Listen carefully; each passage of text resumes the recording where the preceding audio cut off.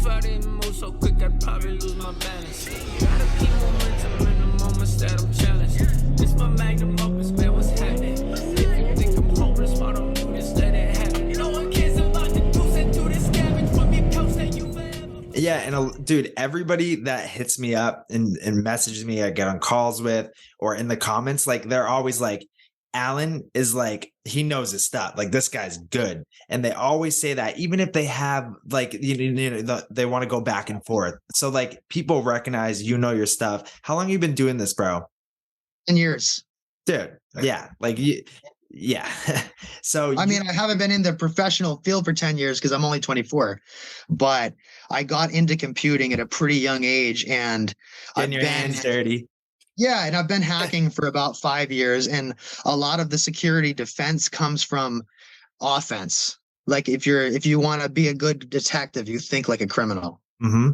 And so part of this is from actually thinking, how would I steal someone's crypto? And if I needed to steal someone's crypto and they had a hardware wallet, I would instantly go to trying to physically compromise them. That would be the only way. I was going to say we should do like because like the World Economic Forum did the cyber polygon, like a cyber pandemic scenario. Like me and you should do one where you're like a hacker and you're trying to hack my shit.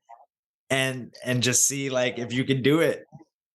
I would love to try, although it'll be a pretty long thing because it takes a lot longer than it might seem.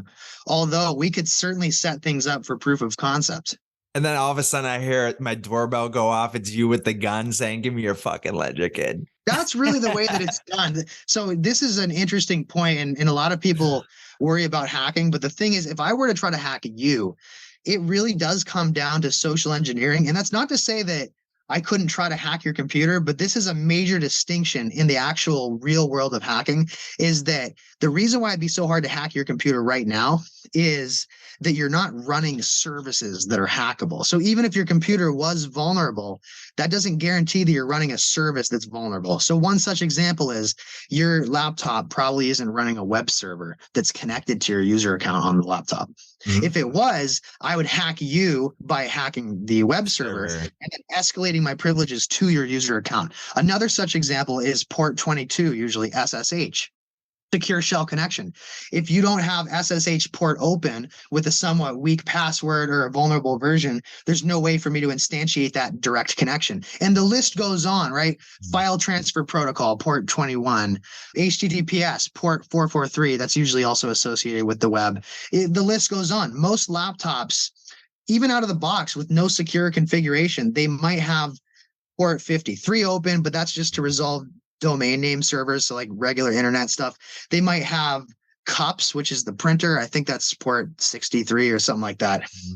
And maybe a couple of other random ports, but that's why it's hard to hack someone's laptop. And so that's why you'll almost always find when it comes to loading malware onto someone's laptop that you get their port open through the email. The email, I remember I said in the private Discord that the email is the most insecure protocol that runs natively across all computers. And it's not email's fault, but really what it is there's no other service that has a wide open port that gives the user the ability to download anything. That's a good thing in terms of use, but it's basically the equivalent to having that secure shell port open and just loading malware right on it if I can trick you. So to clicking it. To clicking it and probably to running it, but we want to assume that it'll run immediately if we click it.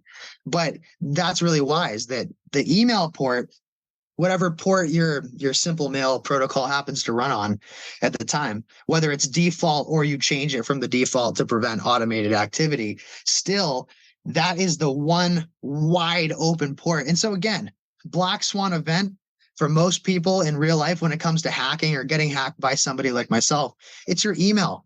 Use a secure vendor like Proton Mail that scans your emails and tells you if it was improperly forwarded, and just, inspect links and make sure that, you kind of have an inventory of who you actually give your email out to, so that if you get an email from a hotel and you've never signed up, it's a fake email, and just kind of apply those general best practices and you're pretty much good. I mean, I don't want to say that getting hacked individually is impossible, but even with all of my years of experience, if I had to hack your Mac, I can't say that I really could in a way that would yield me much in the way of financial resources. That's not what hacking's for. I mean, hacking is generally used as part of an operation. But people increasingly learn and gain that first bit of cybersecurity awareness, and then they start to fear the worst. And on one hand, I guess that it's good for me because it provides me job security, but I also don't want people to worry so much about it that they fail to take real steps that will actually protect them. Like, imagine if someone's so worried that they don't have the cognitive bandwidth to make that 16-character password, so they have an 8-character password instead, because they're so worried about using 3 different laptops in a custom router, and then boom, pwned. Yeah. Like the first step was missed because you were too worried about this step way higher above. Right. And one thing too is like, so what if I'm scrolling on Twitter, right? I mean, everybody's posting links on there, like sharing info. How do you protect yourself from, because like, you know, you think it's like, oh, harmless, and you click it and you never know, like, oh, did I, you know, click a malicious link? I thought I was just looking at some XRP deep dive stuff, right? That's a great question. So firstly, usually it happens on the phone. And even though phones aren't very private, one thing that phones are better at than desktops and laptops is isolation of services. And they're better at isolation for the same reason that they're not as functional, which is that they just don't run software in quite the same way. And on an iPhone, you can't sideload software. And so even if you click on malware, chances are that malware is designed for Windows. Okay. And or maybe even a Mac, but not necessarily an iPhone. And then to address how you could mitigate against that is to kind of separate your digital life and have a virtual machine for doing that. So in a lot of secure engineering is assuming that something will be hacked and mitigating against the worst consequences of that. And so let's say you're going to do research on cryptocurrencies. I'd recommend that you get any VM, but especially if you were looking to kind of have a pseudo-anonymous identity, download VirtualBox and get the Whonix gateway and the Whonix workstation that routes through Tor by default. But then for any websites that don't allow you to use Tor, just any virtual machine, even if it's a Windows virtual machine, right? It's fine if it gets malware on it. And you kind of treat that as like that thing that the bomb squad puts over the bomb before it detonates. You know, you treat that as your blast zone. Okay. That's smart. Did you say it was the Phoenix OS? It's called Whonix, WHONIX. Although at Phoenix, it doesn't surprise me that that's an OS because there's like a billion different operating system ISOs out there in the wild. How do you spell Whonix? It is WHONIX. Oh, okay. VirtualBox Whonix. That's a smart idea, bro. And Linux inside VirtualBox, Mac OS, Windows. That's smart. And I guess it really boils down to like, what is everybody's individual situation, right? And people can ask this, that, and the other thing. I would say if people are worried like individually about themselves and their current situation, I don't want people to blast in the comments, oh, well, I got this, that, and the other thing, just throwing it all out there.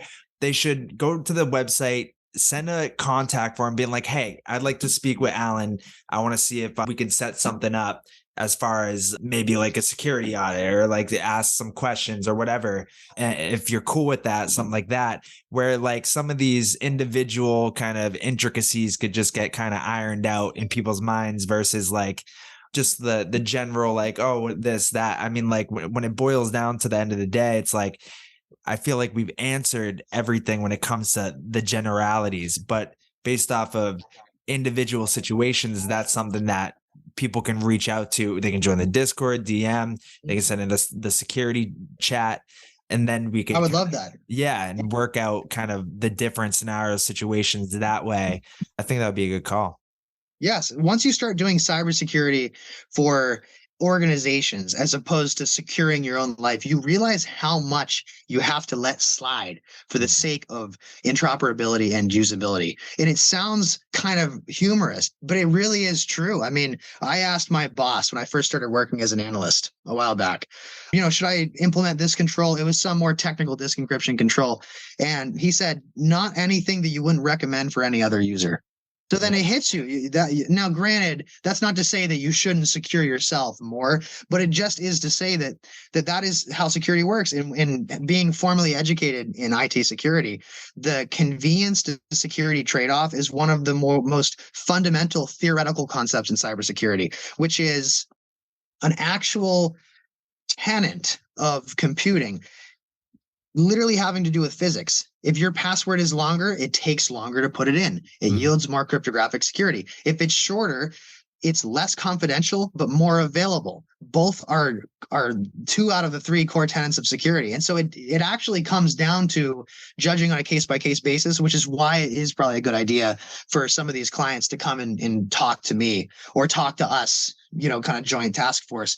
Because if every password that you have is the maximum allotted amount of characters, that is probably worse for your security. A lot of why we need secure engineering is to really deduce exactly how much we need and not have an inkling more. Maybe you build in a little future proofing buffer. You certainly don't want to have short passwords, but it's just to say, if your password has sufficient entropy and it's 45 characters, I'm not confident that adding another 45 in 2022 is going to actually increase your security, especially when you get into having real work to do, to where each additional password tacks on an extra minute. And at a certain point, that actually makes you insecure. And then it starts to make you do less secure things, because you have to start thinking about, do I really need to access that right now? I'm just going to store it in my notes. It sounds silly, but we really do. Or I'm just gonna use my phone because it's too much to put in my 150 character password for disk encryption, and then 100 characters to log in, and then 100 characters to update, and then 100 characters plus 2FA for my email, and then that's why I don't want to do the transaction. Right. And so oftentimes when people first get into security, and I think this is a natural thing, they first learn about confidentiality measures like encryption, but then once it all comes full circle, then you get into the balance between confidentiality and availability. And then that's when the engineering principles start to come in. Is there a cybersecurity trilemma? I think you started to say it's a triad. Yes, it's called the CIA triad, and it stands for confidentiality, integrity, and availability. Confidentiality is that no unauthorized or inauthentic parties are able to access the resources. Integrity is that the resources are as stored, not inauthentically modified at rest or in transport. And then availability is that the resources are available to the authentic parties when they are needed. And so it's interesting, because if you have highly confidential data and you've taken integrity measures on that data, but it's not available to you when you need it, it's now insecure, just like if a hacker took it. So is there a solution to the triad? Well, that's why I'm in work ultimately, is that each case kind of has a different combination. There are certainly controls that are more for confidentiality, like encryption, 2-factor authentication, and then integrity, maybe hashing a little bit more, because a hash is a one-way function. And so a hash won't be modified. And then availability would be redundancy across server space and backups. But I think part of why the CIA is a triad is that it is very theoretical.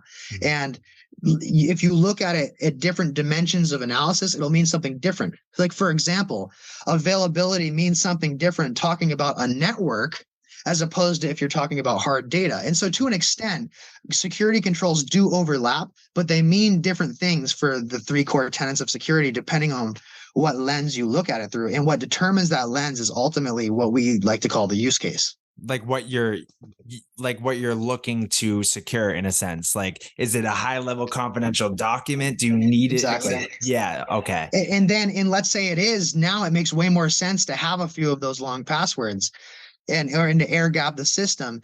And then, but inevitably what ends up happening in a secure system is that you do have layering, which is another one of the fundamental secure design principles, or defense in depth, to where there's levels of criticality. And so within the same system, there's something that's easier to hack and something that's harder to hack. The natural de facto attitude when people start to learn about security is to say, no, everything needs to be equally as hard to hack, but it's also going to make it harder for you to access, and it'll nullify some of that data security. In the end, if it's mission critical information, you need to store it with more layers of encryption, more layers of access control. But if it's just, for example, a service that's not connected to anything, then you probably don't need to go out of your way to secure it.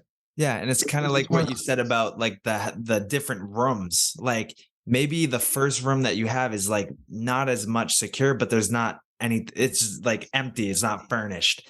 And that's your setup room. You're trying to set a hacker up to catch them red-handed. Yes.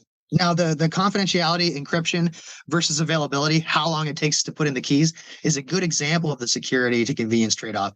And what you say about rooms is very true and very applicable to my field, because if you think of it like this, what you want is for different rooms to have different levels of access.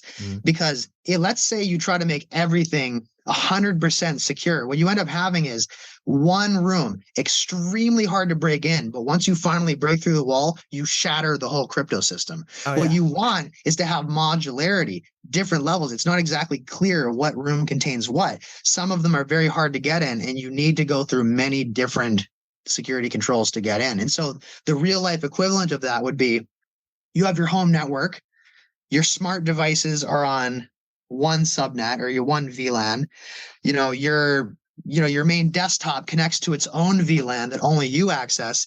Any guests that you have connect to their own VLAN. So now if somebody wanted to hack into that network, they hack into, let's say, the guest VLAN. Now they have to pivot to your VLAN.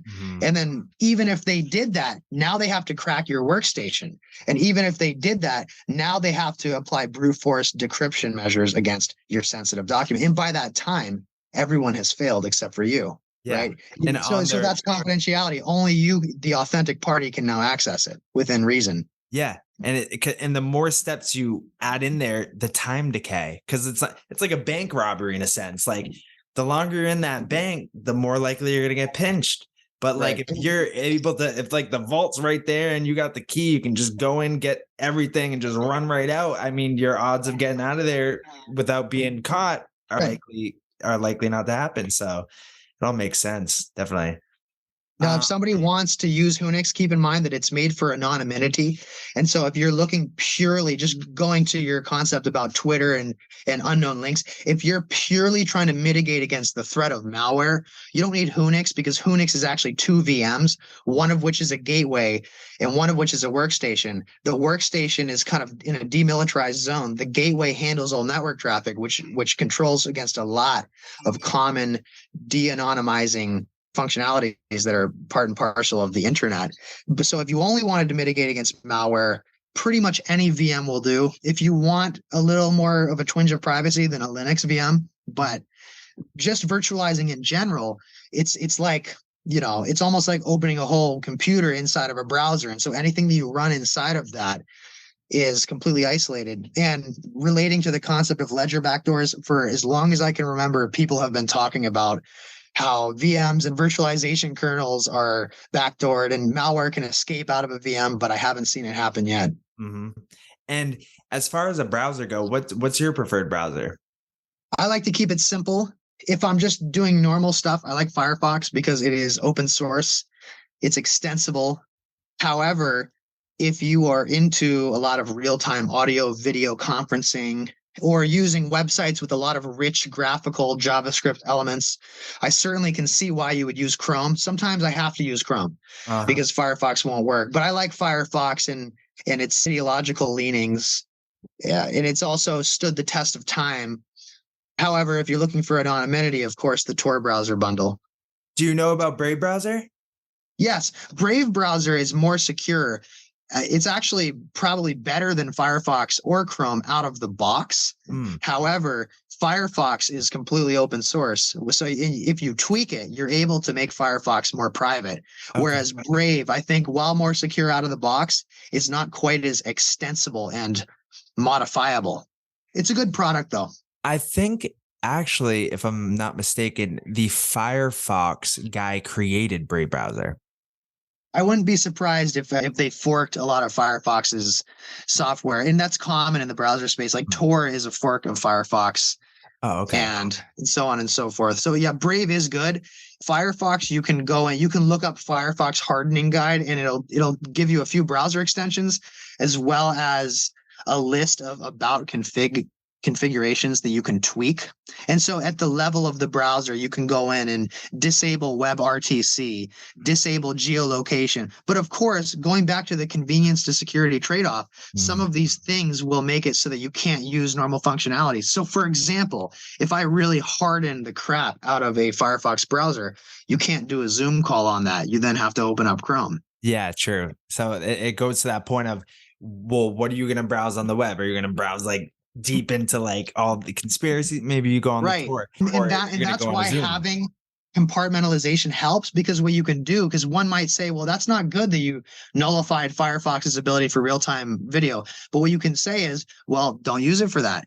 Have a virtual machine with another browser that you use for Zoom, which is what I'm doing right now. Have a virtual machine for this that you use just for online shopping. Have this virtual machine that you use just to use all of your crypto wallets. And then you get to that point where you can, even though I think that hardware wallets are better than software wallets, if you do that, you can create an architecture that is meaningfully secure, close rivaling that of a hardware wallet. And it really boils down to what we were saying before about the separate rooms. Keep different things in the separate rooms. Like maybe you only use one sole computer for your crypto wallets, and now you know there's only one point of attack is that computer, right? Right. And one of the best benefits of virtual machines and virtualization as a whole is that you effectually create a whole separate computer.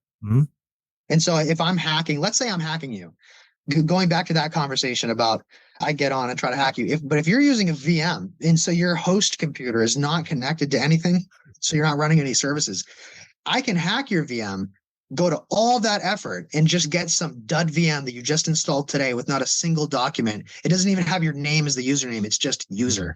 And me trying to escape out of that VM is pointless. And what about, could you hack me if I'm on Brave through Tor? So like I just went to file new private window with Tor. Does that kind of secure me?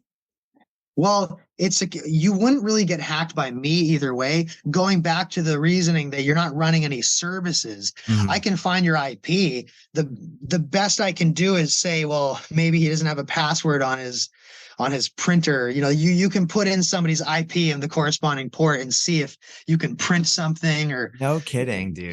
Just little part. But I mean, if you have a password on your network, you can't usually do that. But it's just to say little fun party tricks like that. But in general, IP addresses aren't exactly connected to people. And so even if I got the IP that you're using right now, I can't exactly hack you without you running a service. What the Tor and the Brave browser will do is it'll negate against different threats, but not me, because I wouldn't really be a threat either way. But what it would negate against is threats against your privacy. I should note that nothing has stood the extensive de-anonymization attacks that can be leveraged by nation states other than the Tor browser itself.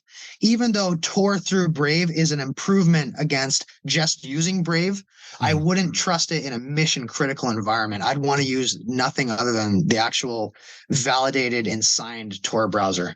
Got you. Okay. And that's something you can just download on Google or something? Free and open source. And for those that are, for example, very scared of a hardware backdoor, I sure hope that they're always checking the SHA-256 hashes of every software that they ever download. That's a joke, but yes, you actually can validate, and we can have another video about validating cryptographic signatures, and you can actually be sure that you're not downloading something from like a very realistic spoof website. You can actually check and see their public key and then make sure that the extrapolated public key from what you downloaded matches up. And if it does, you can never be 100% sure, but you can be sure that what you downloaded is from the project that you're trying to download from. Absolutely. And that's why I always tell people too, like always doing your first transaction, a smaller amount, just to test that it goes through to the right place, you know, stuff like that. Now with I always do that. yeah, it's just the best way to do it. Oh shit, bro, I'm catching laryngitis right now. Oh my god, my throat. So I think we're gonna wrap it up, but I want people to, with any remaining comments or questions, clarifications they need. I feel like we dropped a whole lot of fire in this one. This really, I feel like, tied the bow on the Christmas present here as far as wrapping up where we stand on this and kind of the options. I mean, like, we went over it all, right? But I'm sure there's going to be more follow-up clarifications needed. And maybe we'll have to just do a lot. Like if we see comments get hammered through, we just go live on YouTube and just address it. Yeah. Right away, you know, and just Absolutely. bundle it up. I don't want people to be so fearful, you know, that like we're living in a time of opportunity. And if you're so wrapped up in the fear behind things, you're missing the opportunity. That's the thing, is that that's a great point. There are things to be positive about now. Mhm. And I made some jokes about, just get another job. It's a joke. I'm not trying to come off as rude or disrespectful, but it really is true. If you are worried about this, maybe if you can't control it, then just don't even worry. Yeah. If you believe in the fundamentals behind crypto, then your focus should just be simply investing as much as you can safely, and getting more income will help with that. Yep. Absolutely. And I'm the furthest thing from a trustworthy person when it comes to the status quo. And there's a reason why I got into learning about exactly how anonymity technology works. Mhm. So trust me when I tell these people to not just go all out against every aspect of the system. I'm mainly doing that because I deeply understand the adversarial mindset that people have toward the government, for example. But there is a side of it that is not bad. On one hand, I don't trust them. Mhm. On the other hand, I know people that work in government, in the 3-letter agencies. And so when we talk about systems, we have to make sure that we can parse that away from individuals, because oftentimes the goal of individuals is different from the effects of a system. Absolutely. Like, that's why I want people to understand, like, you're not like, oh, just trust this, it's all good. Like you have been probably throughout the test of time, the past 10 years, you've been searching for answers, curious of like why the system is set up as it is, right? And like digging into all these things and getting kind of your answers as far as, yeah, we can't trust certain entities out here. But you've also dug so much that you're able to see the other side of things and able to take a holistic view when you're really looking at this situation. And you got your bones, kid. Like, you put 10 years into this. That's not to bat an eye over.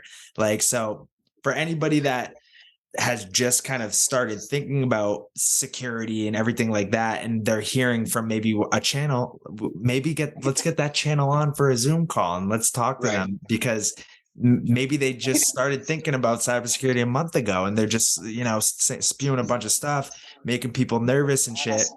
And Right. I would want to tell those people to think for themselves, and if what they're hearing is a story or an anecdote. But yeah, for real, think for yourself and make sure that what you're believing has some bedrock behind it or underneath it, other than just a story. And some stories are true. So think for yourself about if the stories are true as well. But if somebody comes and simply tells me a story, I take it as a story. And you should do the same for me as well. Everything that I've said, I imagine eventually somebody will say, hey, you said this in the video with Rob, and you actually said SHA-256 instead of SHA-512. Everyone makes mistakes. Yeah. But at least I'm pointing to things that have a document trail. And if we want to say, and I don't think that thinking for yourself is saying, I don't even trust white pages behind age-old cryptographic, projects and stuff like that. But I'm definitely the first guy to talk about backdoors. I mean, RSA had a backdoor, allegedly, by the US government. That's known now. A lot of people trusted RSA before, and those that thought for themselves maybe heard about that little dealing. So stories, they have credence, but stories also can go both ways. Yeah, you want to see the proof of receipts, and that's what you're basically providing. You're giving the data, you're giving the facts, you're giving the SHA-256, 369, all these things, and you're pointing to where defuting kind of some of these things, these stories, where like you know, and they wouldn't be a story if we got some more kind of hardcore facts of why people think this. And so that's what I want everybody to do in this video, in the comments. I want everybody to load up the comments with why they think this is going to happen and where can they point us to see what they're seeing. Right. And then yes, and also come with solutions instead of just saying, well, no matter what you think will work, I don't think it'll work. Come with a solution, because doing that's a little harder, because oftentimes, especially when it comes to specifically the hardware wallet conversation, people are purporting, well, put it in escrow, go to an exchange, or get a different hardware wallet. And so when faced against the scrutiny of other actual solutions, it becomes a little bit more of a conversation as opposed to just stories and rhetoric. 100%. And on that, my friends, we're going to wrap it up. Through the Stargate. My guy.